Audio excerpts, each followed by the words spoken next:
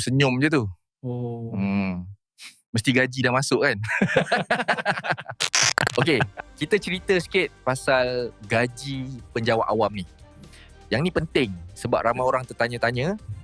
Bermula Januari 2026, penjawat awam yang pilih sistem saraan perkhidmatan awam angsuran SSPA akan terima kenaikan gaji sebanyak 7%. Ini bukan kenaikan baru, tapi fasa kedua sebenarnya. Fasa pertama dah berlaku Disember 2024, yang ni pula sambungan dia, fasa 2. Lebih kurang 1.6 juta penjawat awam terlibat dan anggaran kenaikan gaji pokok tu sekitar 140 sampai 700 ringgit ikut gaji dan kumpulan masing-masing. Tujuan dia apa? Ringkas je, nak kemaskan struktur gaji dan paling penting, jaga kebajikan penjawat awam dalam keadaan kos hidup makin mencabar. Cuma kena ingat satu benda, kenaikan ni tak sama untuk semua. Kumpulan pelaksana, profesional, pengurusan tertinggi, masing-masing ada kiraan dan pelarasan berbeza. Contoh senang faham, kalau gaji pokok RM3,000, naik 7% jadi RM3,210. Yang ni belum campur kenaikan gaji tahunan, itu cerita lain.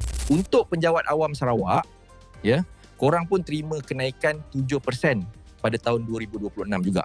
Nak tahu tepat berapa kenaikan gaji sendiri?